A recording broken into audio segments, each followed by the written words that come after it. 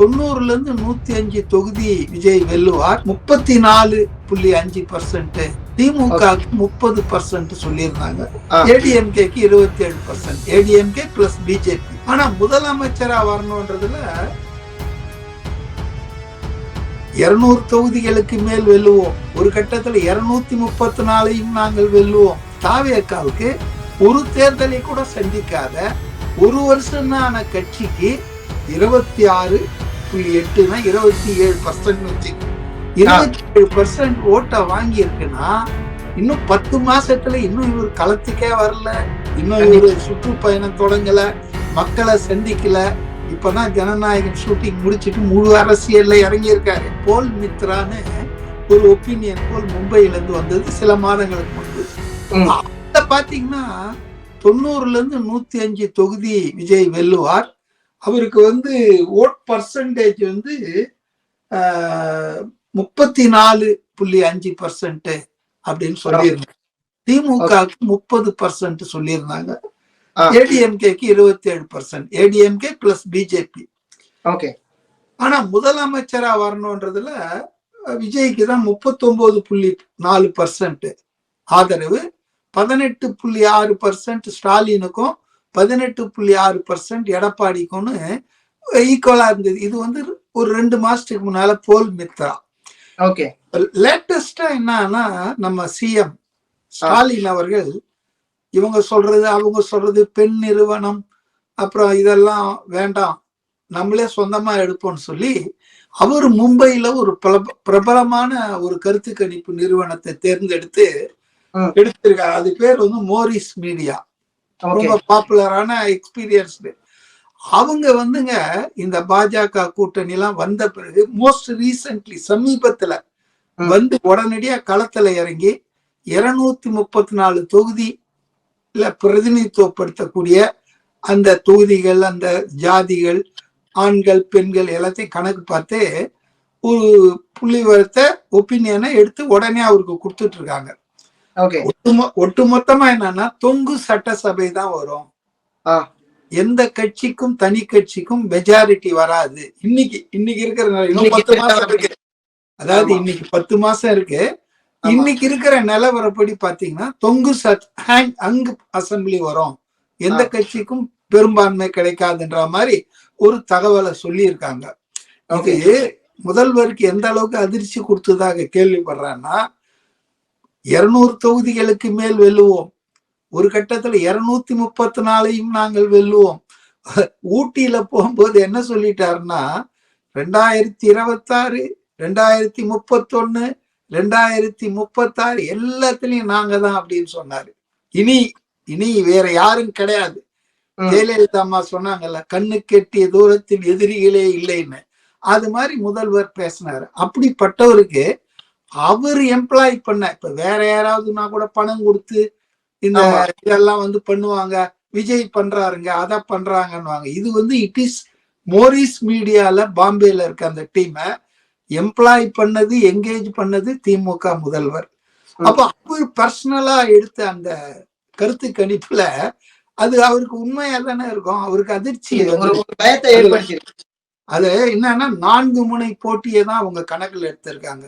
திமுக கூட்டணி, அண்ணா திமுக பாஜக அந்த கூட்டணி, தாவேகா தனியா நிக்கிற மாதிரி, நாம் தமிழர் கட்சி, இந்த 4 கூட்டணி தான் இருக்க போகுது. ஏன்னா லேட்டஸ்ட். அப்ப அதுல பாத்தீங்கன்னா நான் சொல்ற விஷயம் பாருங்க, ரொம்ப அதிர்ச்சியூட்டும் விஷயங்கள். அதாவது ஓட் பர்சன்டேஜ் பாத்தீங்கன்னா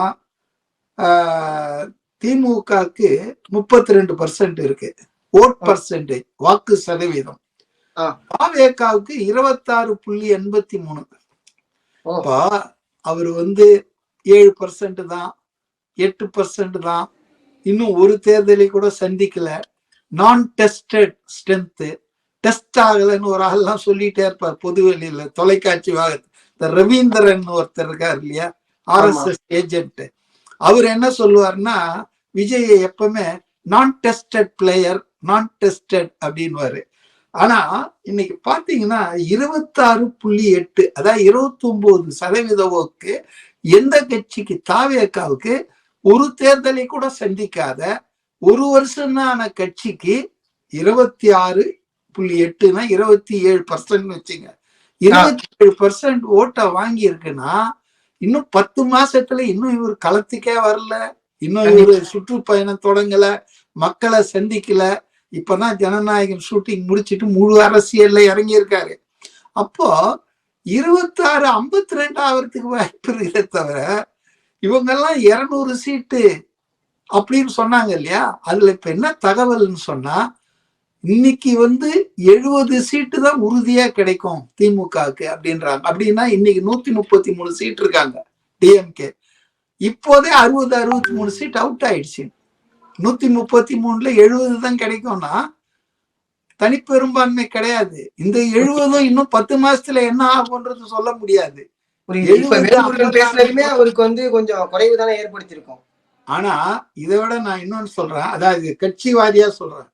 வாக்கு சதவீதம் திமுகவுக்கு 32%, அண்ணா திமுக கூட்டணிக்கு 30%, தாவேகாவுக்கு 26.8, அதான் 27%. நீங்க பாத்தீங்கன்னா இன்னைக்கும் 3வது இடத்துலதான் தாவேகா வாக்கு சதவீதத்துல இருக்குது.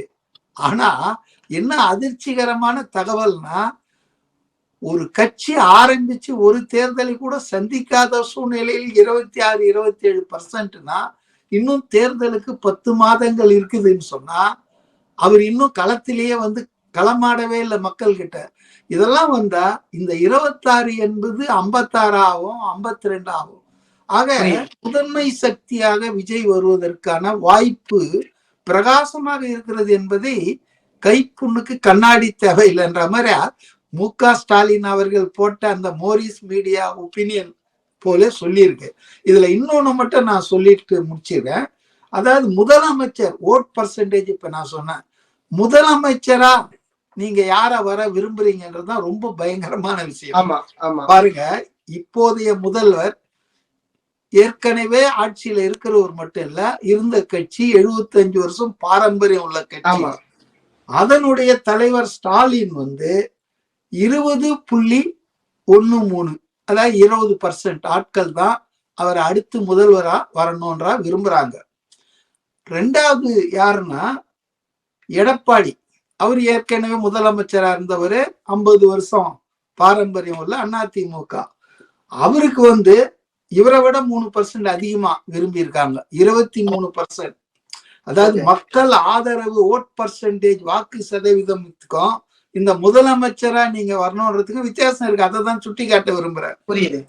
3வது இடத்துல இருந்த தாவேகா 27%ஓட வாக்கு சதவீதத்துல முதலமைச்சர்ல முதல் இடத்துல வருது. நீங்க இத பாருங்க. அதாவது மக்கள் விரும்புறது இங்கதான் இருக்குங்கிறீங்க. இல்ல, தாவேகா கட்சிக்கு மக்கள் கிட்ட இருக்கிற ஆதரவை விட கூடுதலான ஆதரவு விஜய்க்கு இருக்கு.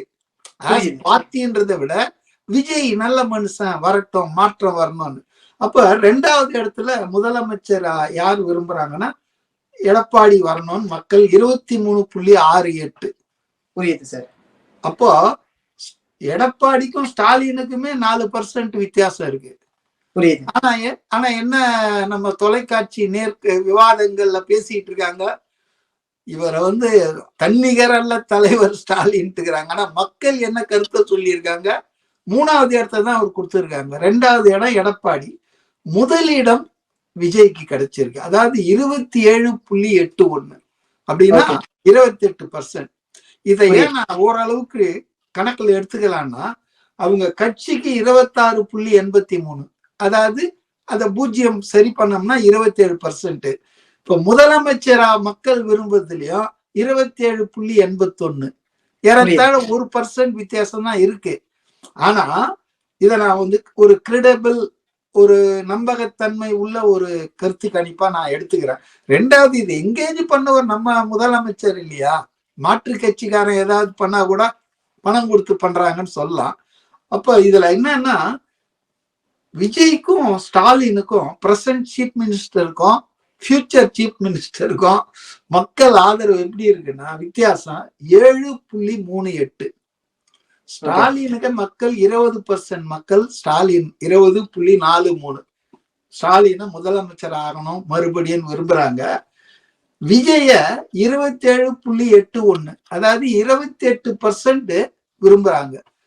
இப்ப பாத்தீங்கன்னு சொன்னா ஒரு 7.38% வந்து கேப் இப்பவே இருக்கு. நான் சொல்றது இப்பவே. புரியுது. இப்ப ஆன்டி இன்கம்பன்சி இன்னும் ஆட் ஆகும் ஸ்டாலினுக்கு. ஏன்னா அவர் தானே ஆட்சியில இருக்காரு. இன்னும் 10 மாசத்துக்கு எத்தனை அமைச்சர்கள் அரெஸ்ட் ஆவாங்க, என்ன ஆகும், எல்லாம் ரொம்ப பிரச்சனைகள்லாம் வரும். ஆகவே திமுக தலைமை பயங்கர கலக்கத்துல இருக்கு. அதனால அவங்களுக்கு இப்ப டார்கெட்டே என்னன்னா அதிமுக கூட விஜய் அட்டாக் பண்ணும். Attack Vijay, discredit Vijay. அவர் பண்ற நல்ல வேலையை கூட இது நல்ல வேலைன்னு தான் நான் நினைக்கிறேன். சார் அதுதான் இந்த இடத்துல எல்லாருமே ஆதங்கத்தை எப்படி வெளிப்படுத்துறாங்க அப்படின்னா, அரசியல் ரீதியா நீங்க விமர்சனம் பண்றதுங்கிறது வேற. நீங்க மாறி மாறி விமர்சனம் பண்ணிக்கீங்க. இது ஒரு ஊக்கம் ஏற்படுத்தக்கூடிய வகையில நிகழ்த்தப்படக்கூடிய ஒரு நிகழ்வு.